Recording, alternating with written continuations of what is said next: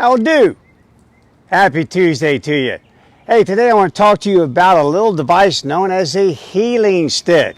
Not an H-E-A-L-I-N-G stick, an H-E-E-L-I-N-G stick. The good old healing stick there. It's a little tool that came out a long time ago. It's got a real flexible wand here. It's painted orange or colored orange, mostly so that you can see it, and also it's a lot harder for your dog to see it because this is one of the particular colors that they don't see very well, or is the bright orange or burnt orange that we have here. Healing sticks are devices that have been used in high competition for many years. They're used to kind of control the dog a little bit more, allow it just to be an extension of your arm, so you can do things like make the dog stop, make the dog heel close to you, switch, so on and so forth. But for me over the years, I've kind of adopted this tool to use for clients who have had recent knee surgeries and even back surgeries, where bending over and trying to control the dog bending over was really difficult for them to do. Because with this particular device, you can go down and point to the ground and then just put a treat down there or drop a treat and the dog will lie down. It really saves on the back, and it's also just good for those people who just, their mobility and use of their limbs has been degraded for whatever reason, whether it be age or some sort of debilitating surgery that they recently had. But that's what I mostly use it for. Back in my competition days, I also used it to create really good tight looking sits and immediate stops, like I'll do with Captain here. Heel. So when you move here quickly with the dog, you can use the stick to come to a sudden halt, and right then the dog will stop immediately. And then hold the dog here. Many times when you have a treat pouch on this side, the dog wants to wrap around and immediately come to the treat pouch. But now the stick can be used to hold the dog in position right there. Also, the stick can be used to make the dog heel close to you. So if you want to do turns, for example, you make the dog stay in nice and tight. Heel, so I'm turning to the left, keeping them in tight to my body. Attaboy, good job, Cal. Dog. Same thing, turning here to the side, staying nice and tight, and then create a nice tight sit when you come to a halt. Keeps the dog nice and tight to you. Heel, good boy. Nice and tight. And then when you want to come to a halt, right there, a little tap on that chest. Works like a champ. Again, you don't strike the dog with it. It's not made for you to hit the dog. It's just meant to, as an extra tool, a vision tool. Dogs learn with their eyes first, so they see it as it's moving across their field of view. And also a little haptic signal, just a little tap on that chest, or like I said, vision, down. Tap right there where you want them to go. When I used to train marine mammals for the military, especially the sea lion projects, we used, these were known as pointer sticks, and you'd point to the stand and the sea lion would see that because their field of vision was a little bit different out of the water versus in the water. In the water they can see like no tomorrow. Let them dive down to about 1,500 feet. It's really dark. They can see the job that we need them to do. But up on dry land, out of the pool, didn't see as well. So you had to sit there and use pointer sticks to really accentuate that movement of your arms. And here, hop on the stand and raise that pectoral over here and that flipper over there so we can inspect you, walk around and do a health inspection. This is the target that I want you to go to. Many times you'll find these called pointer sticks or target sticks.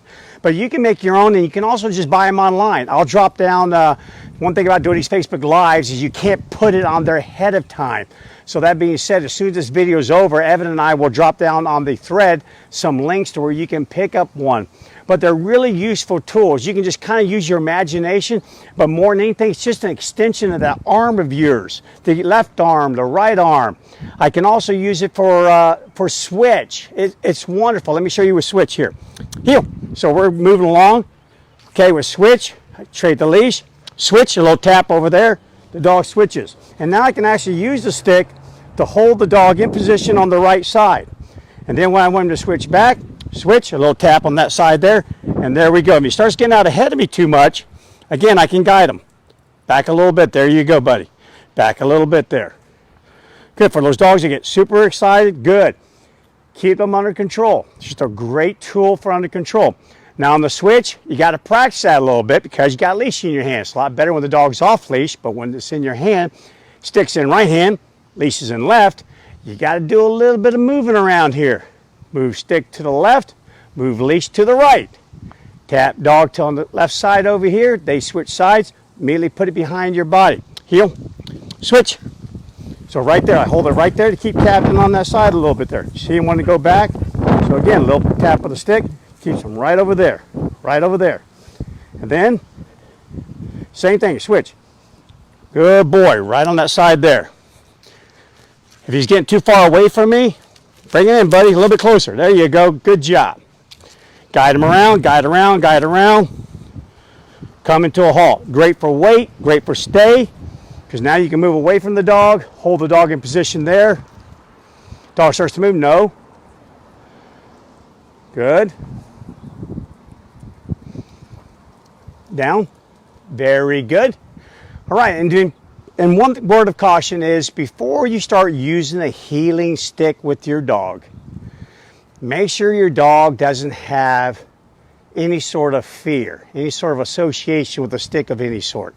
I've owned many dogs that I rescued, and I could have never used this device, never in a million years. They were already incredibly afraid of anything that you lifted up. It could be a broom, it could be a tennis racket, it could be anything, and they were gone. They were out of the room.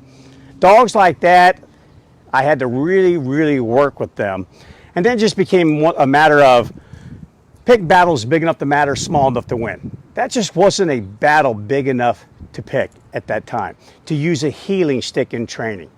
I did get them over lifting up brooms and vacuum cleaner handles like I'm doing with Captain.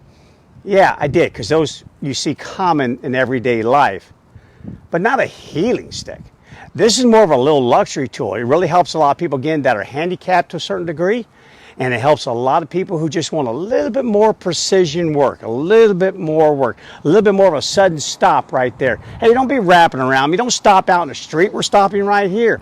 If this white line's a curve, heel. I want to stop right at that curve. Now you just stop right at that curve. So all of a sudden here, boom, right there. Stop right at that curve. Now the traffic passes by, and once the traffic passes by, we can leave. And again, good for a great tight sit, great tight heel, great for switch, great for pointing to the ground, down as a pointing tool. So again, free cattle dog. It's just great for many, many, many things. And if your dog has a fear over it, get them over it first. If you really want to use one, play with the dog a lot. You can touch the dog a lot with it. And as long as they're fine with it, you can touch, treat. I tell you what, you touch enough, treat enough, they'll get over it. No big deal. Okay, guys, so that's just a heeling stick. Another tool in your old tool bag that you can put in there. Use it for training. I certainly have. Love it for precision work and all the other things I talked to you about. If you want any more information on the heeling stick or the pointing stick or the what we call the projection type stick, there's a million names for the darn thing. Don't get too confused.